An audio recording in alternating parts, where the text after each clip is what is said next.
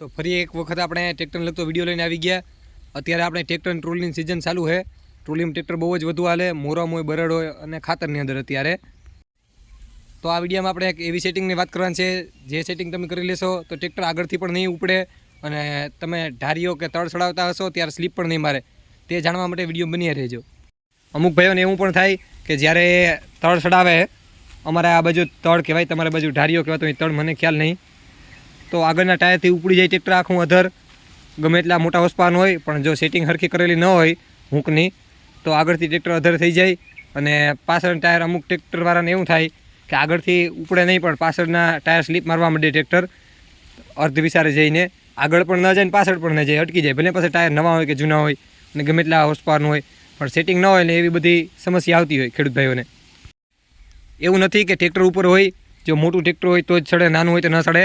તો આપણે આ 39 હોસપાવરનું 3037 છે સ્માર્ટ, એ આપણે જ્યાં 50 હોસપાવર ન ચડે ત્યાં ચડાવી દઈએ આપણે.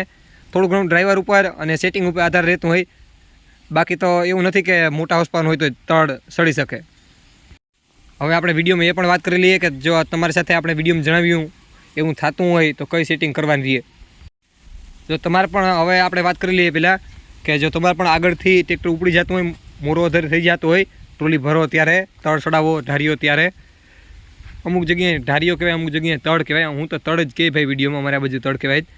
તો તળ ચડાવો ત્યારે તમારે પણ આગળથી ઉપડી જતું હોય ટ્રેક્ટર, તો તમારા હૂંકમાં એક વસ્તુનો ફેરફાર કરવાની જરૂર છે.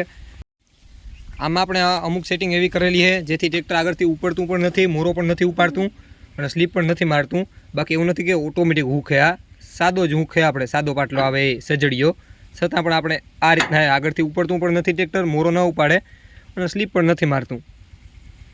આપણે તેની વાત કરી લઈએ કે જેટલું બને એટલું આપણે આ પાટલો હોય જે નાખવું, જ્યાં આપણે ટેલર જોઈન્ટ થાય, આપણે જોડતા હોય તે જેટલું બને એટલું ટ્રેક્ટર બાજુ રાખવાનું હોય અંદર. જ્યાં આગાળો તમારે લાંબો રહેતો હોય એટલે રહેતો હોય તો તમારે ટ્રેક્ટર આગળથી મોરો ઉપાડશે જ અને સ્લીપ પણ મારશે, કારણ કે સેટિંગ સરખી ન રહીએ અને ગમે એટલા હોસપાવર હોય ને ગમે એટલો તમે આગળ વજન રાખી લ્યો, ટ્રેક્ટર સરખું નહીં ચાલે. એનું કારણ એ કે જો આ બધું લાંબુ થાય, લાગ થાય અને લાગ થાય એટલે આગળથી ઉપડી જાય ટ્રેક્ટર. જેટલું બને એટલું અંદર રાખવાનું હોય, પણ એમાં પણ પાછું એક ધ્યાન રાખવું પડે તમારે કે જો ટાયર અડવાની જગ્યાએ પહેલાં આપણે પંખો અડી જાય ટેલરમાં, પણ તે જોઈ લેજો કે પંખો તમારા ટ્રેક્ટર નથી અડતો. ને એક બે ટ્રેક્ટરમાં આપણે જોયું કે હદથી વધારે જો અંદર ગિરાવી દઈએ આ પાટલાને તો આપણે પંખો પહેલાં અડી જાય, ટૂંકી ઉદનું જો ટેલર હોય તો. જે આપણે પાટલાની સેટિંગ કીધી એ અનુભવી ડ્રાઈવરને ખબર જ હોય, પણ અમુક નવા ડ્રાઈવર છે એને ખબર નથી હોતી અને આ બધી એને સમસ્યા આવતી હોય, ટ્રેક્ટરની અંદર દિક્કત થતી હોય, કારણ કે ટ્રેક્ટર ક્યાં તો આગળથી ઉપડી જાય, જ્યારે ભર્યું ટ્રેલર લઈને ચડાવવાનું હોય આપણે ટ્રોલી, ત્યારે ક્યાં તો ટ્રેક્ટર આગળથી ઉપડી જાય તો ક્યાં તો અર્ધ વિસાર જઈને સ્લીપ મારવા માંડે. અને આ સેટિંગ તમે મેં જે વિડીયોમાં કીધી કે જેટલો પાટલો આપણે આવે, આપણે સજડિયાની વાત કરીએ કે જેટલો અંદર રહીએ એટલો ફાયદો રહીએ, કારણ કે આગળથી પણ ટ્રેક્ટર મોરો પણ ન ઉપાડે, સ્લીપ પણ ન મારે.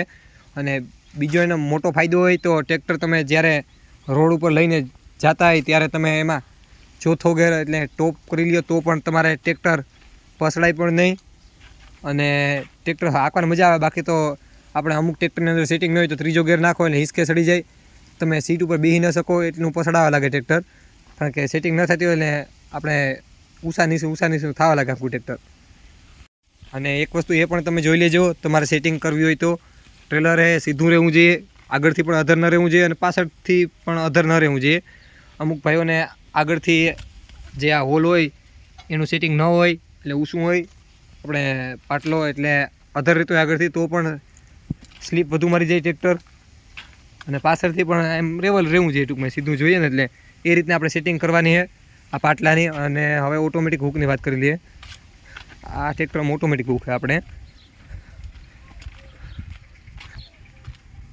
જો આ રીતના છે. આમાં પણ મેં તમને કીધું જેમ જ છે, અધર પણ નથી રહેતું પાછળથી પણ અને આગળથી પણ ટેલર સીધું રહીએ. એટલે